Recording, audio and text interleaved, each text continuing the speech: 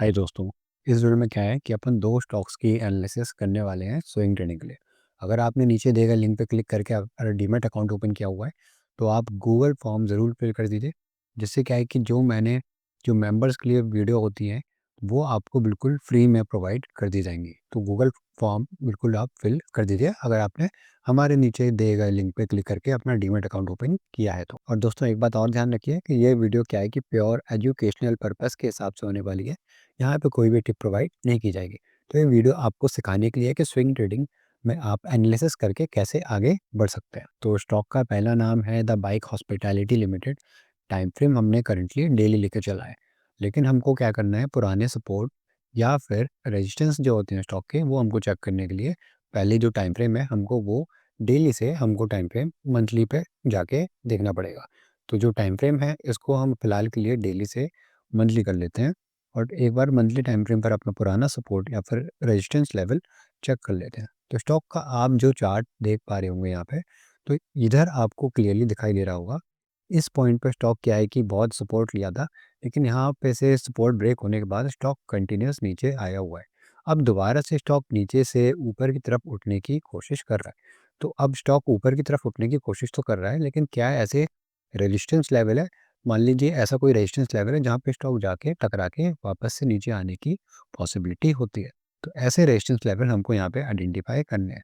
तो आप देखेंगे कि जो यहाँ पे ये वाला जो लेवल था, यहाँ पे बहुत सपोर्ट लिया था स्टॉक ने। मतलब इधर स्टॉक आया था तो ऊपर की तरफ गया था, इधर स्टॉक आया था तो ऊपर की तरफ गया था, या फिर इधर स्टॉक आया था तो यहाँ पे टच करके दोबारा से ऊपर की तरफ गया था। फिर उसके बाद जब ब्रेकआउट जो ब्रेकडाउन हुआ तब स्टॉक कंटिन्यूस नीचे की तरफ गया है। तो ये वाली जो लाइन है यहाँ पे, ये जो लाइन है यहाँ से अगर आप सीधी लाइन खींचेंगे तो ये वाला जो जोन होगा ये एज अ रेजिस्टेंस का काम करेगा। इसलिए हम इसको यहाँ पे एक रेजिस्टेंस की लाइन ड्रॉ करेंगे।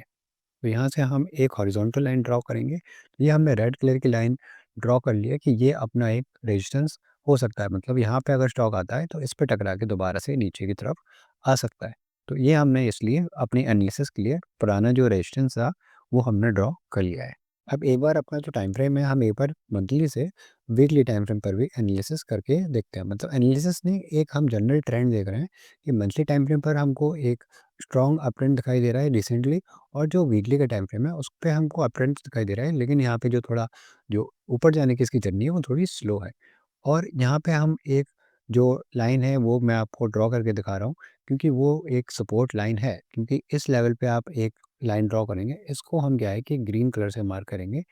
ये ग्रीन कलर से मार्क करने का रीज़न क्या है, स्टॉक ने यहाँ पे आया था, यहाँ पे आने के बाद स्टॉक क्या है कि नीचे गया, दोबारा से ऊपर आके इस पॉइंट के पास स्टॉक ने रेजिस्टेंस फेस किया था, फिर स्टॉक इसके नीचे आ गया। अब रिसेंटली क्या किया है कि इस वाली रेजिस्टेंस लाइन का जो पहले जो ये वाली लाइन अगर हम ऐसे ड्रॉ करते हैं यहाँ पे, तो इस लाइन का इस वाली कैंडल ने ब्रेकआउट दे दिया है ऊपर की तरफ, और क्लोजिंग भी ऊपर ही दी है। तो इसका मतलब है कि ये जो हमारी रेजिस्टेंस लाइन थी, ये जो हम यहाँ से जो रेजिस्टेंस लाइन है, ये अब क्या है कि एज अ सपोर्ट का काम करेगी। इसलिए हमने इसको रेड की जगह ग्रीन कलर से मार्क किया हुआ है। तो ये हमने देख लिया कि वीकली टाइम फ्रेम पर भी एक क्या है, रेजिस्टेंस था, वो उस रेजिस्टेंस से हमने एक सीधी लाइन की थी, और उस सीधी लाइन का भी अब ब्रेकआउट हो गया है वीकली टाइम फ्रेम पर। तो चलिए अपनी जो एनालिसिस होने वाली है, जो एंट्री या एग्जिट पॉइंट्स हैं वो हम डिस्कस करते हैं डेली के टाइम फ्रेम पर। तो डेली के टाइम फ्रेम पर भी हमको कुछ पॉइंट्स देखने पड़ेंगे। तो अगर वो पॉइंट्स क्या बोलते हैं मेंशन होते हैं या फिर हमारे एनालिसिस में प्रेजेंट होते हैं, तभी हम यहाँ पे स्टॉक में एंट्री लेके चलते हैं। तो सबसे पहले हम क्या चेक करेंगे, फिबोनाची रिट्रेसमेंट चेक करेंगे। तो रिसेंट लो है जो ये वाला लो है, यहाँ से हम फिबोनाची रिट्रेसमेंट अगर ड्रॉ करेंगे तो हमको यहाँ पे क्लियरली देखने को मिलेगा जो यहाँ पे 38.2% का जो रेजिस्टेंस लेवल है, या जिसको हम सपोर्ट कह सकते हैं यहाँ पे। तो जो 38.2% का जो रिट्रेसमेंट लेवल है, स्टॉक ने क्या है कि यहाँ पे जो कैंडल आई थी, इस कैंडल ने 38.2% के पास ही सपोर्ट लिया है। तो यहाँ पे अपना जो पहला सपोर्ट मौजूद है वो है फिबोनाची रिट्रेसमेंट का सपोर्ट लेवल। अब उसके साथ ही आपको एक चीज़ और देखनी पड़ेगी, फिबोनाची लेवल में हटा देता हूँ। स्टॉक ने क्या है कि यहाँ पे एक तो फिबो का सपोर्ट तो है ही। अब दोबारा से ये जो कैंडल जो हमने रेजिस्टेंस लाइन ड्रॉ करी थी वीकली टाइम फ्रेम पर, अभी आपने देखी होगी, उसी के पास से ही यहाँ पे अपन को एक ग्रीन कैंडल बनती फॉर्म हो रही। तो यहाँ पे जो पुराना रेजिस्टेंस था उसने एज अ सपोर्ट का काम किया है। तो यहाँ पे हमारे पास दूसरा सपोर्ट लेवल मौजूद है। और आप इस कैंडल की वॉल्यूम देखेंगे, इस कैंडल की जो वॉल्यूम है, इस कैंडल की हम वॉल्यूम अगर ड्रॉ करते हैं तो ये इस कैंडल की वॉल्यूम आएगी, आई थिंक ये वाली। तो इस कैंडल की वॉल्यूम पे हमको इतना कंफर्मेशन नहीं देखने को मिल रहा है। लेकिन अगर आप उसकी नेक्स्ट कैंडल देखेंगे, तो नेक्स्ट कैंडल में आपको वॉल्यूम कंफर्मेशन देखने को मिलेगा, जो मैं अभी आपको आगे बताऊँगा। तो एक बार मैंने क्या है कि आपको जो सपोर्ट लेवल है, 2 सपोर्ट लेवल्स मैंने आपको यहाँ पे डिस्कस कर लिए हैं। अब हमको एक इम्पॉर्टेंट जो मेन पॉइंट होता है हमारी जो एनालिसिस होती है, उसका मैं एक आपको एग्ज़ाम्पल और देता हूँ कि यहाँ पे हम एक ट्रेंड लाइन ड्रॉ करते हैं, तो ऊपर से नीचे तक मतलब स्टॉक क्या है, ऐसे कुछ-कुछ स्टॉक क्या है बिल्कुल सीधे भागते हैं, बिल्कुल सीधे भागते हैं, भागते जा रहे हैं, भागते जा रहे हैं। अब कुछ स्टॉक क्या है, ऊपर जाते हैं, थोड़ा नीचे आते हैं, फिर ऊपर जाते हैं, फिर थोड़ा नीचे आते हैं, फिर थोड़ा ऊपर जाते हैं। तो हमको एंट्री कहाँ लेनी है? जब ये स्टॉक यहाँ पे से नीचे जाता है ना, नीचे जाते टाइम को हमको एंट्री नहीं लेती। जब वो सपोर्ट लेता है, मान लीजिए यहाँ से सपोर्ट लिया है, यहाँ से जब स्टॉक ऊपर की तरफ उठना स्टार्ट होगा ना, तब हमको एनालाइज़ करना है, आइडेंटिफ़ाई करना है कि ये स्टॉक अब और ऊपर जा सकता है कि नहीं जा सकता है। तो ये हमको यहाँ पे चेक करना है। तो मैंने यहाँ पे ट्रेंड लाइन ड्रॉ करी कि मतलब यहाँ पे स्टॉक ने रेजिस्टेंस लिया, मतलब इसको ब्रेक करके ऊपर नहीं जा पाया, मतलब अभी स्टॉक क्या है, ऊपर जाने के बाद नीचे ही जा रहा है। उसके बाद यहाँ पे स्टॉक ने इधर की भी ट्राई किया, मतलब टच नहीं कर पाया, लेकिन फिर भी कैंडल क्या है कि ट्रेंड लाइन के हमारे नीचे ही है। और इधर पे भी स्टॉक ने क्या है कि टच करके लेकिन क्लोजिंग वहाँ पे नहीं दे पाया। फिर फाइनली ये वाली जो हमारी कैंडल है, इस कैंडल ने हमारी ये जो ट्रेंड लाइन है, जो हमारे स्टॉक क्या है कि नीचे की तरफ जा रहा था, मतलब स्टॉक ऐसे ऊपर की तरफ गया, नीचे की तरफ आया फिर दोबारा से यहाँ पे।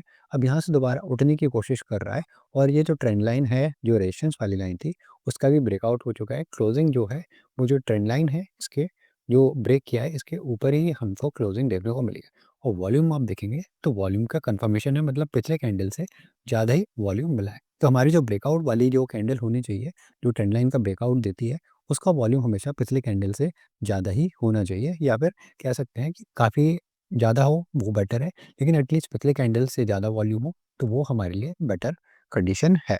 अब यहाँ पे हमने एक मूविंग एवरेज भी लिया हुआ है। तो 20 पीरियड का ये जो आप ग्रीन लाइन देख रहे हैं, ये मूविंग एवरेज है।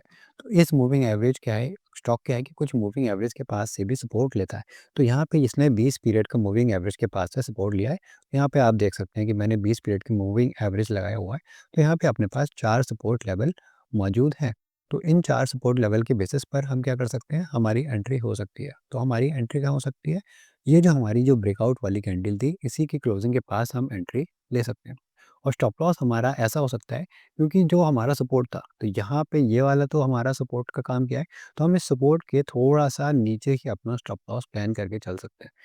नीचे प्लान करने का रीज़न ये है कि फ्यूचर में मान लीजिए स्टॉक नीचे आता है, तो ऐसा हो सकता है कि जो सपोर्ट लेवल है, इससे टकरा के दोबारा से ऊपर की तरफ जाना शुरू कर दे। तो हम अगर थोड़ा-सा स्टॉप लॉस अपना नीचे ही लगाएँगे, जो हमारा सपोर्ट लेवल है, तो चांसेस हो जाते हैं कि हमारा स्टॉप लॉस हिट ना हो। तो इस बेसिस पर हमने ये अपना स्टॉप लॉस रखा हुआ है। और टारगेट जो हमने रखा हुआ है, वो हम एटलीस्ट 1:2 का तो टारगेट लेके चलते ही चलते हैं। तो यहाँ पे हमारा टारगेट इस लेवल तक आ जाएगा। तो यहाँ पे आप जो रिस्क रिवॉर्ड है, आपको यहाँ देखने को मिल जाएगा कि रिस्क रिवॉर्ड हमारा 1:2 का हो गया है, अगर हम इस बेसिस पर एंट्री ले रहे हैं तो। अब ज़रूरी नहीं है कि आपको 1:2 का ही रिस्क रिवॉर्ड लेना है, आप 1:3 का भी लेके चल सकते हैं। आप इधर देखेंगे, मैं अपना जो टारगेट लेवल है, ऊपर की तरफ ले जाता हूँ अगर, तो हमारे यहाँ पे रिस्क रिवॉर्ड हो जाएगा 1:3 का। लेकिन वो देखना पड़ेगा फ्यूचर में कि कैंडल्स यहाँ पे जो परफॉर्म कर रही हैं, कि अगर सपोर्ट बना के जा रही हैं, तो हम अपना स्टॉप लॉस भी ट्रेल करके चलेंगे और टारगेट भी ऊपर की तरफ ट्रेल करके चल सकते हैं। और मैंने आपको जो रेजिस्टेंस दिखाया था, उसका काम मैं आपको दिखाता हूँ। देखिए, ये है हमारा रेजिस्टेंस स्लैब। तो ऐसा हो सकता है कि स्टॉक यहाँ पे तक आ सकता है और यहाँ से टकरा के नीचे चला जाए। ज़रूरी नहीं है कि नीचे चला जाए, हो सकता है तोड़ के ऊपर भी चला जाए, लेकिन ये एज़ अ स्ट्रॉन्ग रेजिस्टेंस का काम करेगा। और हमारा टारगेट क्या है कि उससे पहले ही है, इसलिए हम यहाँ पे एंट्री का सोच सकते हैं। और अगर हम इससे ऊपर भी टारगेट लेके चलना चाहते हैं, तो हम ऊपर भी टारगेट लेके चल सकते हैं, जितना हमने भी सेट किया है। पर हमारा जो टारगेट रहेगा, इस जो रेजिस्टेंस लेवल है, इसके नीचे ही रहे, तो वो हमारे लिए बेटर कंडीशन हो जाएगी। तो चलिए, मैंने यहाँ पे पहला स्टॉक की आपको डिटेल एनालिसिस आपको बता दी है, और मैं आपको फिर से बता रहा हूँ कि ये स्टॉक्स तो मैं क्या है कि एनालाइज़ करने के बाद आपको सामने लाता हूँ। पर बैकग्राउंड में क्या है कि मैं कुछ स्टॉक्स को रिजेक्ट करता हूँ, और किन बेसिस पर रिजेक्ट करता हूँ, तो डेली जो मतलब डेली मतलब वीकली एक मेरे पास जो लिस्ट आती है स्टॉक की, मान लीजिए बहुत सारी स्टॉक्स की लिस्ट है, उन स्टॉक्स में से मैं स्टॉक्स को रिजेक्ट करके चलता हूँ, कुछ स्टॉक्स को मैं वॉच लिस्ट में ऐड करके चलता हूँ, कुछ स्टॉक्स को मैं एंट्री के लिए सिलेक्ट करके चलता हूँ। तो वो डिटेल एनालिसिस कैसे करें, तो वो वीडियोज़ देखने के लिए अगर आपने हमारे नीचे दिए गए लिंक पे क्लिक करके अपना डीमैट अकाउंट ओपन किया है, तो गूगल फॉर्म फिल कर दीजिए, आपको उन वीडियोज़ की लिंक मिल जाएगी। चलिए, अब अपन अपना जो सेकंड स्टॉक है, उसकी एनालिसिस देख लेते हैं। तो सेकंड स्टॉक दोस्तों जो अपना है वो है Premier Explosive Limited. Time frame हमने क्या है कि डेली का ही लेके चला है।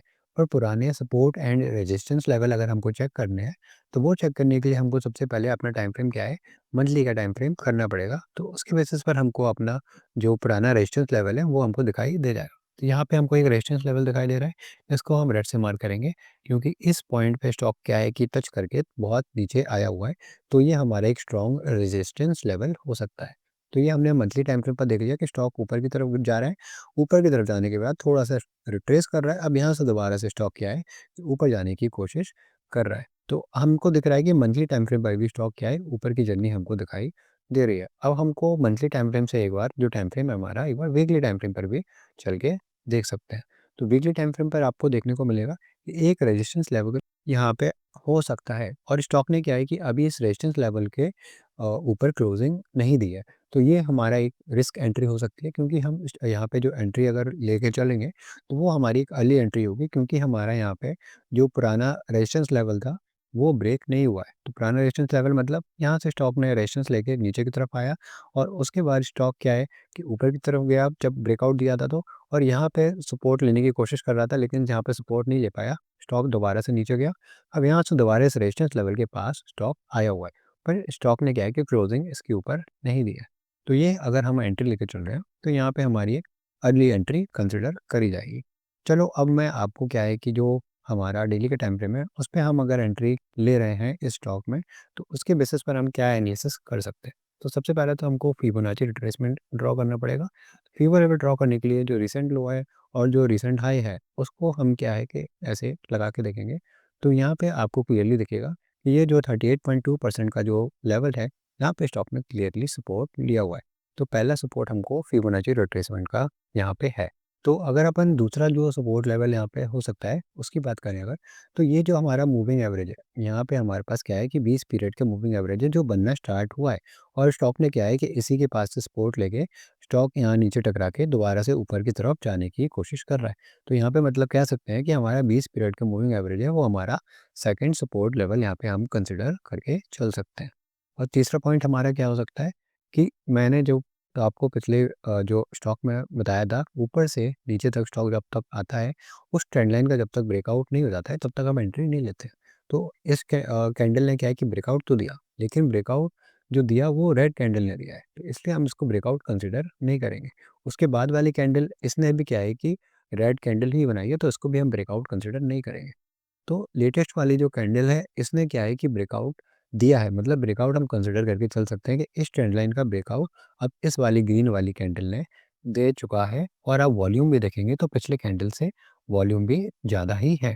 तो इस बेसिस पर क्या है कि हम यहाँ पे एंट्री जो हमारी हो सकती है, वो हम इनिशिएट करके चल सकते हैं।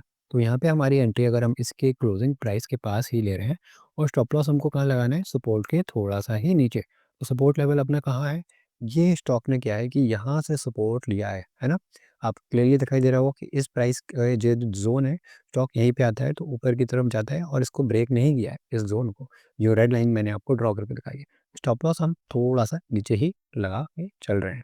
तो इस बेसिस पर हमने अपना स्टॉप लॉस लगाया है, और हमारा जो टारगेट हो सकता है, वो एटलीस्ट 1:2 का तो हम टारगेट लेके चलेंगे। अब मैं आपको पुराना रेजिस्टेंस लेवल है वो एक बार दिखा देता हूँ जो हमने ड्रॉ किया। तो देखिए, ये हमारा रेजिस्टेंस लेवल जो है वो काफ़ी अभी ऊपर है, जो हमने पहले ड्रॉ किया था।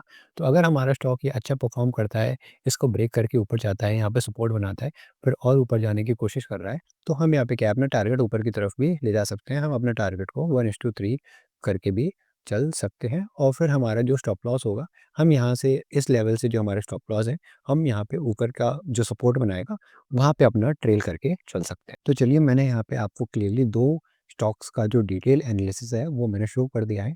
अगर आपको वीडियो पसंद आया तो वीडियो को लाइक ज़रूर कर दीजिए, और चैनल को सब्सक्राइब कर दीजिए। चलिए मिलते हैं अब अगले वीडियो में, तब तक के लिए गुड बाय।